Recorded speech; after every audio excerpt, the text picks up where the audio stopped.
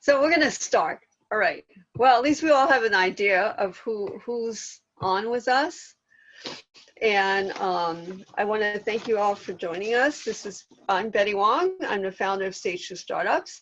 And Stage2 is actually a volunteer organization of people who are committed to helping grown-ups create and grow their own startups, both in the for-profit and non-profit space. So we do things like this to try to get people together to learn from each other. We host discussions, we do workshops, and we have a lot of information on our website, which is stage2startups.org. And you might have gotten a whole bunch of emails from me from stage2startups.org. So go and visit the website. We have our events mentioned there. And I want to jump right into the discussion without any further ado and introduce our speakers, Tony Palladino and Richard Russo and Mariah Lichtenstern. And what I'm going to do is I'm going to actually ask them. Well, actually, I know all of them for different reasons and different capacities, and they're all wonderful people. But as many of us know, when we're raising money, when we're trying to raise capital for our businesses, we often have to do a very quick intro. So I'm going to actually ask each of them to do a very quick intro, not to put them on the spot, but just to, just to have how it's done from people who've been doing it for a while. And then I'm actually going to, okay, so I'm actually going to ask some more questions. So, all right, go ahead. Let's see. Why don't we start with Mariah, and then we'll go to Richard, and then go to Tony. Oh, Mariah, you have to unmute. I had a feeling you were going to call on me first. Okay. And yet I was still muted. So hello, good evening. I am Mariah Lichtenstern. I'm the founding partner of DiversityVentures, where we capitalize on diverse perspectives by backing companies with positive social, economic, and/or environmental impact and high potential for outsized returns. Thank you, Mariah. And Richard? Richard Russo, working on my third venture at the moment. I'm CEO of Endomedix. We are developing a device to stop bleeding during brain surgery. So we'll be talking about life sciences. Thank you, Richard. And Tony. Hi, Tony Palladino, early career CPA, then entrepreneur, then interim executive, then retired, then post-retirement fractional CFO, strategic advisor. Okay. So now that we know their backgrounds in the brief, I would like to ask them all to share perhaps just a little quick overview of their experience in terms of either raising funds, raising capital for their business, or actually investing. And Mariah, you might have had to raise funds to be as part of your fund for your investment. So why don't we mix it up a little bit and talk, have Richard talk first, and then Tony, and then Mariah. Okay, so this is my third venture. The first two times I got funding from companies, Pfizer and a NASDAQ company called Osteocare. But this time I'm raising funds from the general public. And I've also raised $3 million from the government. We'll talk about government funding at the moment. It's non-dilutive capital, and you can acquire it if you're in the right sector. And healthcare is not the only one. At this stage right now, I've gotten most of my funding from angels. And let's define the word angels as not friends and family, people that you know for a long time that are buying off on you because they have to, or high net worth individuals. And there's no good definition for that, but let's just use this definition in saying people who can write a check for $1 million. Okay, Richard, I'm going to ask you to see if you could move the mic closer to your face because some people are having trouble hearing. Thank Okay, you. is that better? Yes, Okay, much so, better. so angels are typically business or professional people who've been successful in their careers and are willing to invest in non-public securities. And they're really buying off on the idea and you. And typically they invest in between $25,000 and $100,000 for equity of some type. Sometimes they use convertible notes. I've raised $3.4 million in this current situation from angels. Give you a little bit more. It's really sector specific. And with angels, like any other group that you're approaching for investment, you have to know who they are and what they invest in. And the best way to approach them is through somebody who knows them. Now, if you don't know any angels, if you don't know anybody, you end up going through an angel group presentation, which is better than nothing, but a very difficult thing to do because you get up in front of people and they don't know who you are, and most of them may not be interested in your sector. So you have to get to know people, what sector they're interested in, where they've made money before, and therefore, I'm going to suggest you spend a little bit of time doing background work to find out who you're speaking with. And as Tony will tell you, because he's a finance guy, there are many different ways that you can offer an investment to somebody, whether it be convertible notes or other debt or equity. And you have to find out what your particular group is interested in. Is that I don't want to continue on for a long period of time. Is that a good opening? That's a very good opening. Tony, do you want to pick up from what Richard has said? Sure. You have a very varied career, so I want to ask you to discuss from the CEO perspective, from the CFO perspective, and also from somebody who is a consultant who's helped people to raise money. So you have like a lot of different balls you're juggling. I'll try the first hat as a former executive, founder, entrepreneur, and like. I've done 6 senior debt financings, 4 sub-debt financings, and 5 equity financings. Also been involved in 9 liquidity events plus an IPO, and I've directed 9 acquisitions. So a lot of experience in doing deals.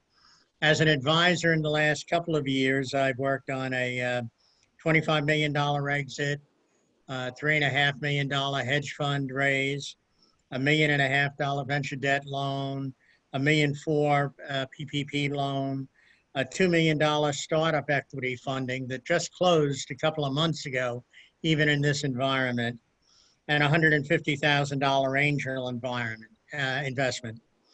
Currently with clients, I'm supporting a $5 million capital raise for an SME database that is global with private companies with ESG ratings on the companies.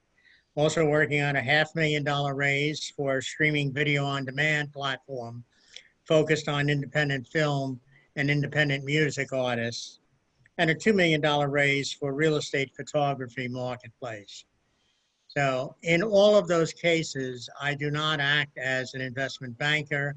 I act as a professional advisor, fee-for-service basis, not a commission basis, and work on development of things like the financial model, the pitch decks, business plans, although most of those are really incorporated into pitch decks these days. Right, thank you. And before we have Mariah go on, I just want to let everyone know that I have unfortunately, or fortunately, I have actually spammed everybody who's on this Zoom with us, except for our speakers. And in this spam, there's a link to vocabulary.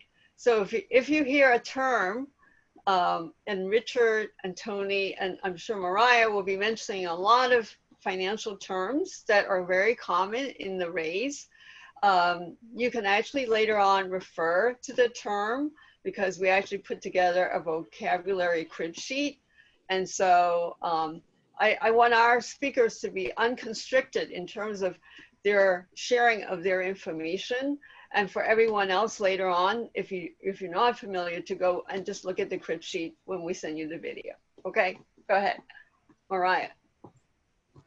Okay, well, gosh, I feel like the little gal, but I work in a similar, and I started off in a similar capacity, at least for technology and venture capital as Tony. I'm an investor and advisor. So instead of working on a fee basis, I'm often on a cap table with the equity stake in a company, and I help them to raise money if they're not venture backable. I've also helped founders raise venture capital as I was establishing my track record to start DiversityVentures. So I would say my real fundraising interest and experience started back when I was an undergrad, and I was working with filmmakers who were raising money, and they were fundraising through grants.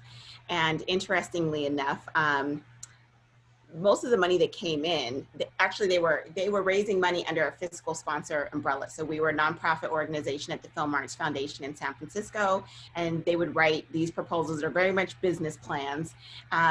And we would collect the money for them so that contributors would get tax write-offs, and then they would, pay taxes on anything that wasn't deductible. And so that was the first time that I really saw like money coming in through institutions and individuals. And it was interesting because the majority of funding actually did not come from grants. It came from individuals in these fundraising events and parties, which is exactly what founders do when they're raising friends and family rounds. It's almost the exact same process. The difference being with donations, you can raise from anybody. And when it comes to securities, you typically need to raise from accredited investors, and that's people who make over $200,000 or have over $1 million in net worth. And there's a few other caveats now with the recent changes in the SEC.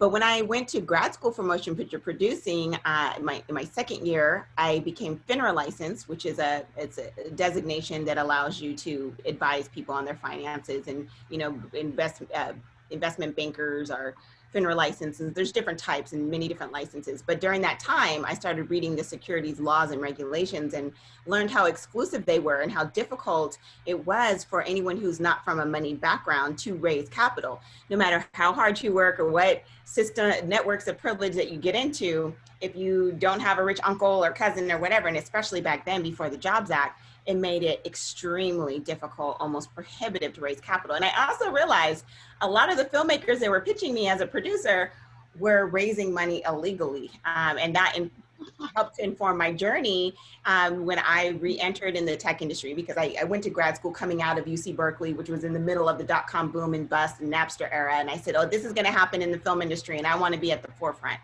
So I ended up getting back into the tech industry around 2014, taking Kauffman Fellows Academy classes and learning all about fundraising. They still offer classes like Venture Deals, which I highly recommend to anyone who's looking to raise money and wants to understand what term sheets are all about. So through that process, I was introduced to the Kauffman Fellows Society, and the VP of the Academy recommended that I apply because she knew I had an interest in venture capital. But I was still working on my startup. So I was out there trying to raise capital, and I had just come through all these classes that said, this is what you do. You do A, B, C, and D. And what I didn't realize is that you do A, B, C, D if you're a cis white male in Silicon Valley that worked at Google, Facebook, or Twitter, or one of these brand name firms. That's how you raise money in Silicon Valley. But if you're not from one of those backgrounds, and if you're not in the heart of Silicon Valley, in Boston, in New York, or a couple of other centers, then that is not the protocol. You must raise friends and family money almost, there's almost no way around it to even be looked at. And it was much more difficult then. I'm starting to see some changes now, but I basically realized, wow, this is not made for me. I thought that so much had changed with the Jobs Act, but even with crowdfunding, it's not meant for the friends and family round. So as I was going out meeting all these other founders, I found they were having the same problem. And now that I advise so many startup organizations, from Berkeley Skydeck to Village Capital Finance Forward, I'm on the tech advisory committee for CalC, the $24 million clean tech fund. And so we do some of that non-dilutive funding. What I find is that the vast majority of American founders, and the vast majority of Americans in general, 70% of Americans are paycheck to paycheck, but the vast majority of founders have a really hard time raising a friends and family round. And for women and people of color, it's extraordinarily hard. So it was in about 2016 that Richard Kirby, who was in Venrock he was VP of Venrock, came out with a study, Who is a VC, that broke down the demographics of who's making funding decisions.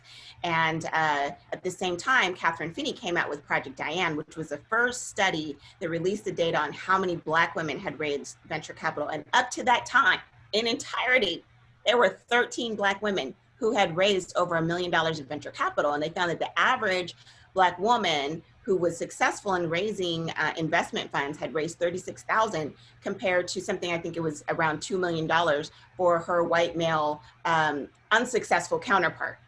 And so with that, I said, I'm out here spinning my wheels, because I have my friend Joel Burke here, who ended up selling her company to Amazon.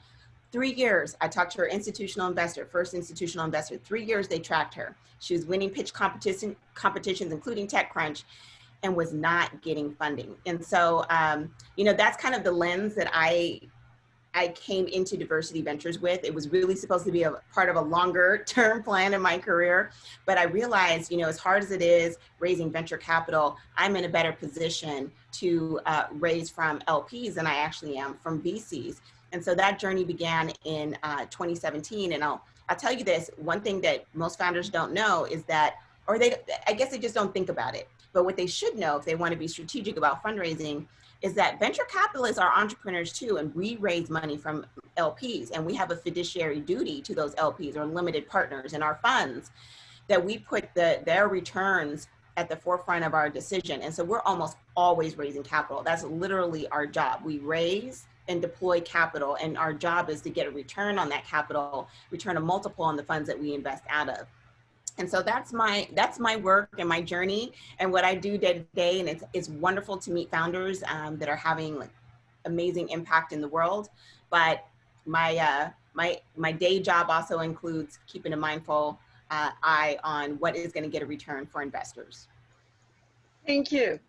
So actually, I have a quick question regarding your advice to founders.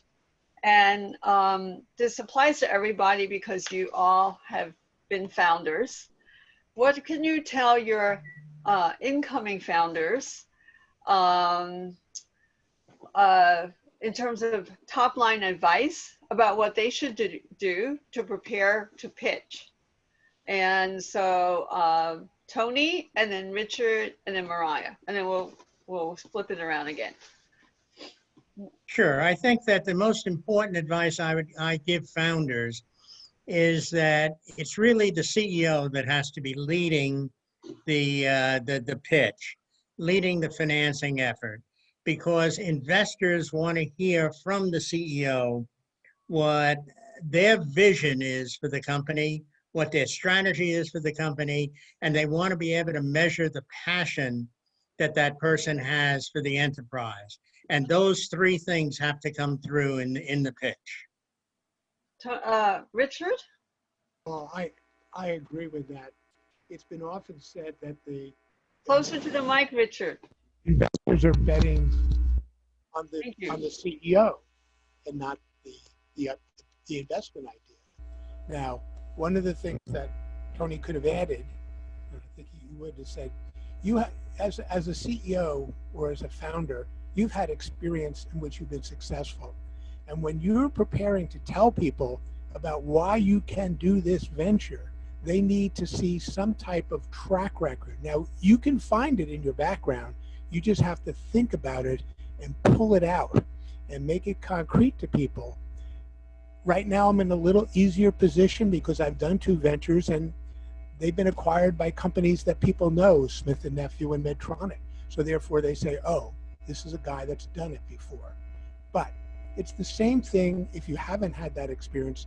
You have experience in which you've actually crossed the goal line on something. You put points on the board, whether it's a business or some other effort. And you need to come across as a person that can do that. Okay, Mariah?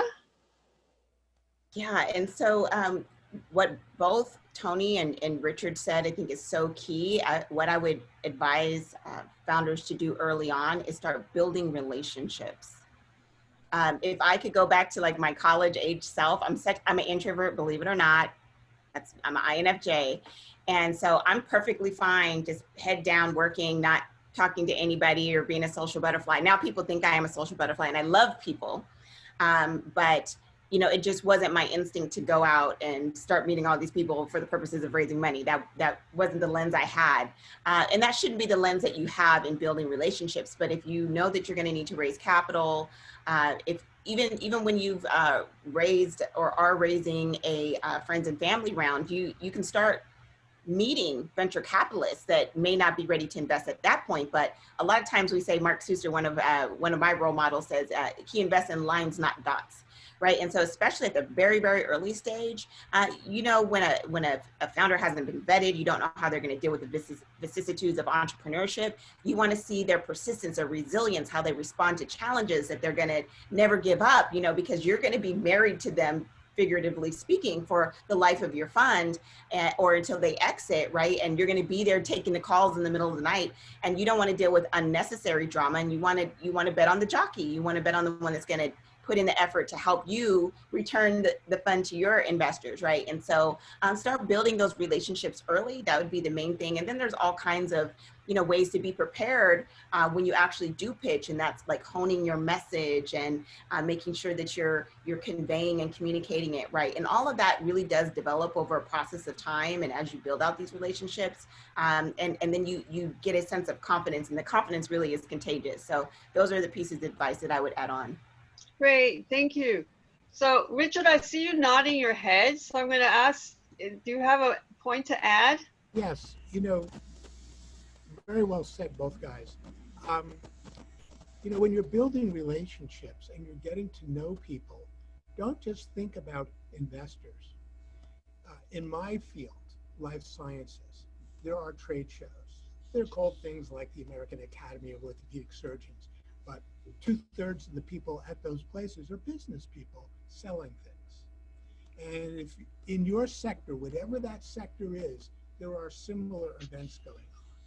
And getting to know the key people in the major companies that could become strategic partners or exit for you is part of your job. And they will often be able to say, have you spoken to so-and-so? You have an interesting project, but we're not investing in technology at this point. We're only interested in finished products, but why don't you talk to this guy? And that type of networking goes on. So just don't, what Mariah just said about getting on the radar for funds, if you have to go that far and get on, you know, institutional funds. But there are other places that you can network that can lead to investment. As a matter of fact, I liked Richard to expand a little bit on that in terms of his getting his NIH grant. And then we're going to go to Tony. So let's talk about the government for a moment. There are actually, I think, 6 major granting agencies, not only NIH, okay, National Institutes of Health. There are about 31 institutes, and 27 of them are giving grants for different things, okay? And there's a National Institute of Minority Health Disparities, by the way, that gives grants. No idea. So I'm about to say, you need to investigate these things and find out. But also the Department of Energy, the Department of Defense, the EPA, the National Science Foundation, and the Department of Transportation all have granting programs under the Small Business SBIR grants. Okay? And so that's what we've done. We've gone to, we talked to some VCs, and the VC said, you're just far too early, we're not interested, but try to raise money from angels and grants, and then come to see us when you made more progress. And so it's additive. So when you're looking for a government grant, let's talk about the National Institutes of Health for a moment, simply because that's where I am. We raised initially with a phase 1 SBIR grant from the National Institute of Neurologic Disorders and Stroke. That's a granting agency institute within the NIH umbrella. They gave us about $180,000, and we hit our mark. We came back and got $1.8 million from them. And now we have a relationship with the program manager who suggested, hey, you know, there's another grant coming up that might be okay for you, and it's $3.5 million. And it's not easy, and we had to really work hard. The application was 276 pages, so it is not for the faint of heart. But the point is that this is non-dilutive capital. Now, when I go to Mariah, pretend I was in her bailiwick, and I say, by the way, I have NIH grants, and they are all been peer-reviewed competitive grants, and I've gotten $3 million from this, and I have these publications and these patents. Suddenly, I now have a little gold star. I've been tested. My business concepts have been tested. My science has been tested. Now, everybody's not in the life science business, and probably I might be the only one here doing it. But having said that, there is money available, and you need to go on the websites of these various agencies and look for small business innovation research grants. SBIR. Yes, thank you, Richard. And you know what, Richard, can you just very briefly explain about your biopharma platform, just so that general audience knows, you know, the work of your business? So, okay, the word polysaccharide is a fancy name for sugar. We're working with two natural polysaccharides that we process separately, and due to the inherent chemistry, when we simultaneously mix and spray these things on, they actually form a structured device in situ in a second or two where the doctor sprayed it. And these capture red blood cells and platelets and cause bleeding to stop in a couple of seconds. And right now, what the doctors are using, I'm going to make you all smile, the standard of care was introduced before any of us were born, 1945. And so we picked out something there where we could be disruptive, and we targeted that, which is what most of you are all doing, I hope, is targeting something where you can make a difference in something that's important. And so now I've got to, I'm going to need to raise another $16 million. Okay, so it's not inconsequential. Most VCs are not interested because they are scared to death of the FDA, and they want their money in a year and a half to 2 years, maybe 3. They don't like this idea that it'll take me 3 years to become commercial. They very much want to know when I'm going to exit, and that's part of, and Mariah, you comment when you get around to this, being able to tell people under what circumstances and what you have to accomplish in order to get an exit is really important, because it means you've conceptualized your business in such a way that you know exactly what you're trying to accomplish to get it to the point where someone else is going to say, hey, that's really valuable and I want it. And it would help, again, in our business, we look at comparables. I'm sure that Tony and Mariah would tell you that your investors, if they're institutional, will look at comparables. And I'm able to say, you know, a large corporation, Stryker Corporation, just paid 12 times revenue for a company in my space. And when you say things like that and you tell people how you're going to get there, I think that it helps your, I think when you know that, Tony could really develop a good pitch deck for you. Yes, thank you very much, Richard. And for those of you who don't know Richard, he spent a lot of his years, not only in the life sciences industry, but also working with the government. So he knows the ins and outs of getting the kinds of agreements and the partnerships, strategic partnerships that are necessary to move his company forward. So I'm going to ask Tony, because he's worked with a lot of entrepreneurs, a little bit about what it's like to work with you know, entrepreneurs that are not yourself and your own team, you know, how you deal with them. And also, you know, there's some interest in terms of crowdfunding, and I know you've worked with people who who have done some crowdfunding, if you could also address that, because crowdfunding is now considered, equity crowdfunding is now considered a way to raise. And some people are interested in whether they could use equity crowdfunding for their friends and family rounds. So you have mentioned friends and family rounds, so I thought that would be of interest to some of our listeners. Sure.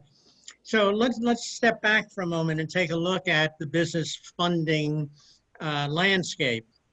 According to Entrepreneur Magazine, a couple of years ago, there was about $300 billion raised to finance startup companies. Of that 300 billion, 185 billion was personal savings and credit cards. So that's the vast majority of where funding comes from for startup enterprises. 60 billion was from friends and family, 22 billion from venture capital, 14 billion from banks, 20 billion from angel investors, and 5 billion from crowdfunding. A few years before that, that crowdfunding number would have been 0. And now we're poised where crowdfunding is going to substantially increase. The new rules that have gone into effect are increasing the amount that you can raise through crowdfunding from $1,070,000 up to $5 million. And that is going to attract a lot more people to the various crowdfunding portals. The crowdfunding sites, they do take a fairly steep price for having companies on their platform that do successful deals. Typically, it's a total of about 8 or 9% of the deal value. Sometimes it's partly in shares and partly in cash, but it's a steep price to pay.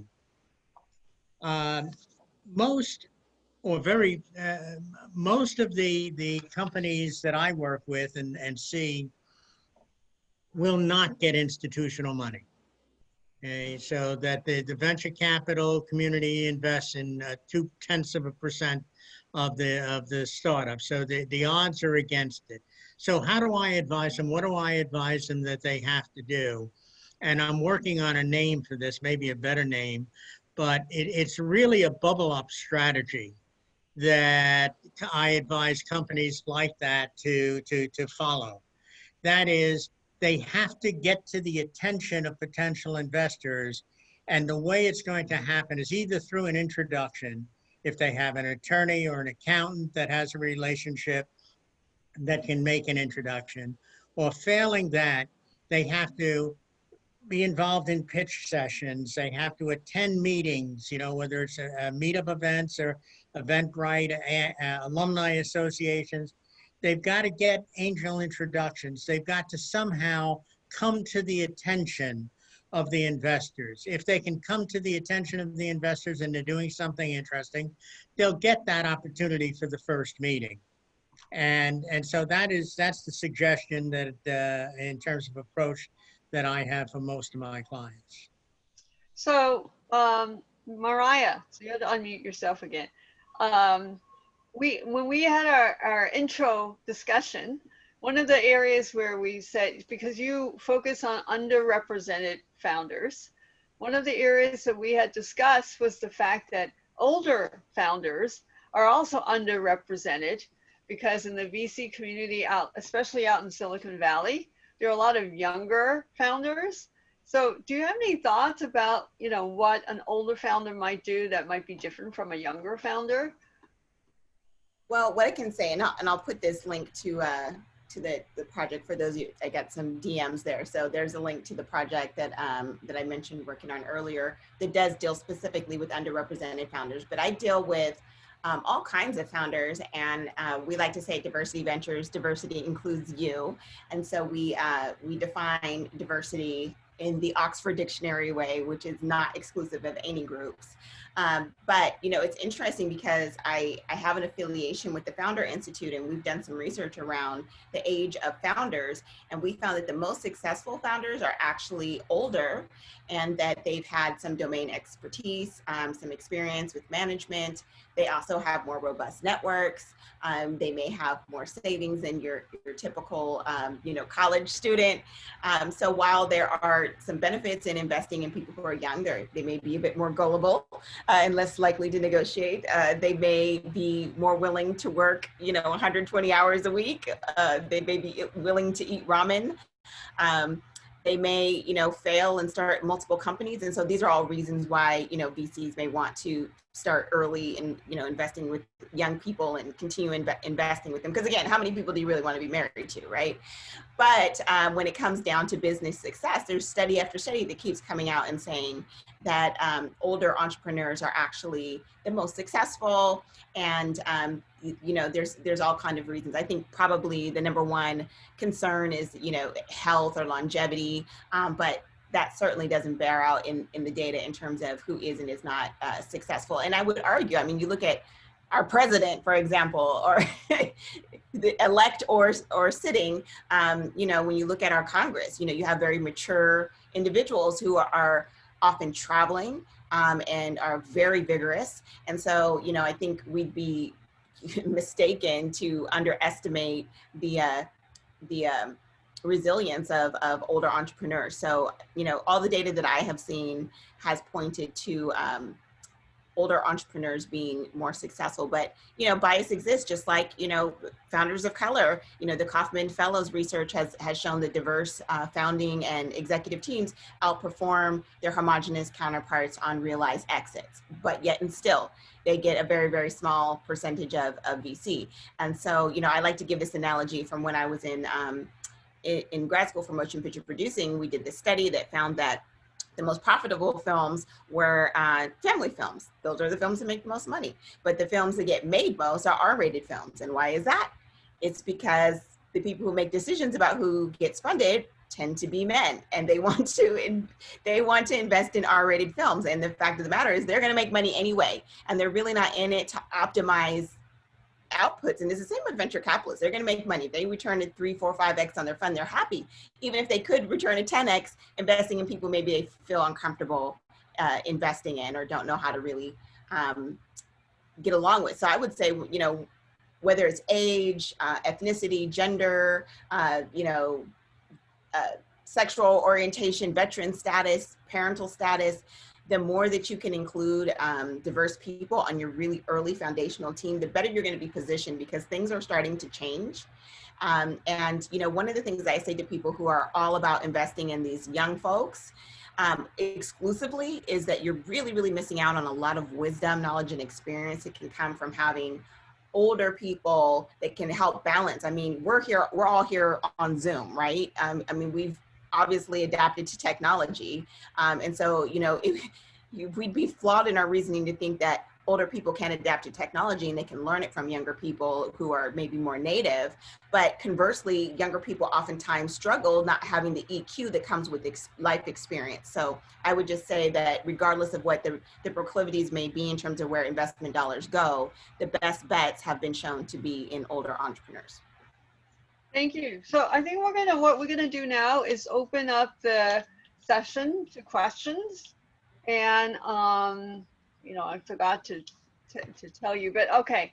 Why don't we just have someone, you know, put a note to me in chat saying you want to speak, and we can have people just ask the questions live. So I'm gonna ask. I know my friend Richard had a question a while. He had emailed me and said he wanted to ask some questions. And so I'm going to ask Richard to unmute himself, and he can, yes, go ahead. And you can ask a question or two, and then we're going to go to different people, because I'm seeing my chat box. Okay. Thank you, Betty. So I've had this conversation with Betty over the last few weeks. I'm an experienced entrepreneur. I've started 2 other companies. I'm trying to start a new business. And for the two companies that I started before, I did not need to raise capital because of the nature of the businesses where I did not need to raise capital. In this case, I do. And as I've said to Betty, there's no instruction manual on how to do it. And one of the vehicles that I've been looking at is crowdfunding. I've been getting conflicting word on crowdfunding. The crowdfunding people say it's a great vehicle. It enables you to put out an entrepreneurial venture as if you were selling the old penny stocks. In other words, one of the issues is that I don't really want to go to my friends and family with this. I'd like to keep it as an arm's length transaction. But if I could present it in a more arm's length manner where you have the option of investing in company XYZ on some open market, or you have the option of investing in a security that is vetted through the crowdfunding SEC regulations, you could opt to do this, and it would enable me to do this. Now, what I've heard, in fact, I had a conversation today that I told Betty about from an attorney, and I've heard this from other people. They've told me stay away from crowdfunding and it's actually mostly attorneys who say this. They've said stay away from crowdfunding because crowdfunding will taint your business and will make it unappealing to other investors. Now, when I go to the Republic website specifically addresses this and says that they work well with VCs and private equity firms because crowdfunding actually fits in well. And I find it suspect, Betty pointed out, and I agree with her, it's suspicious that the attorneys who, on the one hand, you might argue that they would benefit the most from their fees in advising startups are the ones who are most negative about it. So I'd like to hear your opinion on the subject. Mariah and maybe Tony. So on that link that I shared there in techfundingequity.com, if you scroll down to the bottom, there are some infographics there. And there's one that needs to be updated there's type of offerings, and then there's accredited versus non-accredited. And, I list the most common offerings. 504 is not on there, but what you're talking about falls under Reg CF. And they have lifted the limit for accredited investors, how much they can invest. So that's the thing that's going to change. That's 5 million now as of November 2nd. They raised it to 5 million. That was one of the changes, but another thing that changed is that there used to be a limit on what accredited investors could invest in a Reg CF offering, and they removed that. So yeah, I subscribed to the SEC. I was on the phone with them not too long ago because part of my project is working to change the accredited investor definition and democratize it so that people can self-certify as accredited, and that we won't have separate and unequal offering and investment opportunities based on income and net worth. But to your question, there really are pros and cons. The pro is that regulation crowdfunding was part of the Jobs Act.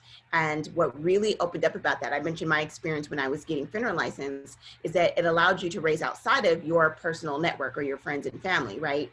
And go out into, the public, so to speak, and you could advertise on the radio if you wanted to, as long as your language is compliant and you're not making, fraudulent or, insincere claims, right? But there are still some challenges with it. So I think that if you can afford to do crowdfunding and, you're not a company that's suitable for VC, there's a host of reasons why Reg CF works. And I know several people who have used Reg CF. However, there are some, again, it's separate and unequal. Number one, it doesn't replace friends and family, because between getting vetted by the platform, what you're going to have to pay the platform, the marketing expenses, et cetera, just putting it up there is not going to drive attention to your offering. So, the estimates are that it costs between $20,000 and $50,000 just to do a Reg CF offering in the first place. And if if you're trying to raise friends and family money, then you may only be raising that much, from the safe or convertible notes or whatever, whatever instrument you use. And so, there's that consideration. But what's more of concern to me, and I think this is probably what your lawyers were talking about, is that when you do a Reg CF offering, you also have to have audited financial statements, which they're looking at perhaps changing right now. You have to report to the SEC every year. Those reports are public record. And so these are the kind of things that VCs don't want to deal with. If your competitive advantage is diminished by these, regulatory, restraints or constraints, then it does make you less appealing. And the assumption is, and I don't mean to detract from any company that's on crowdfunding, because I know some amazing companies that are doing very, very well and will make their founders way wealthier than most VC exits would, VC-backed exits would. But there is a bias that if you're not able to raise, say, like a Reg D, 506B or C offering, and your only option is Reg CF, that it's because, no one within the other framework wanted to fund you, or there's different arguments like that, because why would you put yourself to those extra hurdles if you could raise through a Reg D offering? So again, as I mentioned, it's separate and unequal, and I have a thesis around why, and I cite some of the history behind that in this tech funding equity project. And so one thing that I would say to encourage you is that all of the regulations that exist, you can comment on, you can write to the SEC, you can call the SEC, you can make your opinion heard. They must read every comment that comes in. And a lot of people don't know that you can actually pick up the phone and get a call back, even if you have to call the IT department to get referred to the right person. And I've done that before. But your government officials are there to serve you and to hear from you. And oftentimes they just don't. So if there's anything that's being a burden or constraint to you, you have the right to petition to have it changed.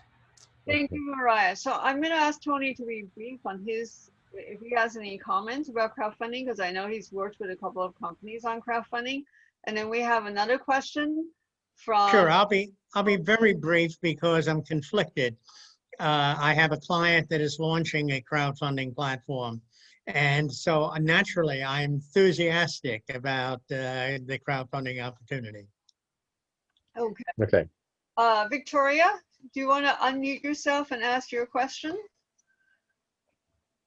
Okay. Yes. And that was sorry. Just if you could speak a little bit about the differences between convertible notes and safe agreements, any of you. And Mariah, I just wanted to mention, I'm a television producer, so I have that background and would love to talk with you offline at some point. So. Okay, Tony, you want to take that or? Sure. So safe agreement is a simple agreement for future equity. Basically, it is an unpriced round where you're offering a convertible note that will convert at your next financing if it passes a trigger point. Typically, $1 million financing will trigger the conversion and give the holders an opportunity to convert. So it is a convertible note. It's a form of a convertible note, but it's unpriced as opposed to one that says you can buy the shares or convert into shares at $20 a share. Okay. Anyone else want to add? Richard, I see you motioning. Yes. I've taken a look at this, and I will say the following. The safes are a little bit more popular on the West Coast. On the East Coast, people prefer the priced round, the convertible round that Tony was just talking about. But I do want to make a very quick note about the crowdfunding. It very much depends upon how much money you need to raise. Now, life science is capital intensive. So you have to think about how many shareholders you want to have on your cap table. And, I've talked to a president of a division of a Fortune 50 company, and he was telling me about problems that they've had with acquisitions for companies that they wanted, but that had just too large a cap table and they couldn't negotiate with people. Because there was always one small group of people that said we should have more and more valuation. So it all depends, and I think, Tony, you could comment on this. It all depends what your objectives are and how much capital you need to raise and what sector you're in. There is a crowdfunding for life sciences. It's called Red Crow, but I believe most of the crowdfunding is done in other areas. Yeah, I agree with the issue. And most or many of the crowdfunding sites offer a single line item in the cap table where they put the syndicate together that holds the shares. Thank you. Okay, so believe it or not, it's already 7:55. So what I'm going to do is I'm going to actually ask each of our speakers to give us their advice or their closing thoughts, what they think you should remember as a founder looking for capital.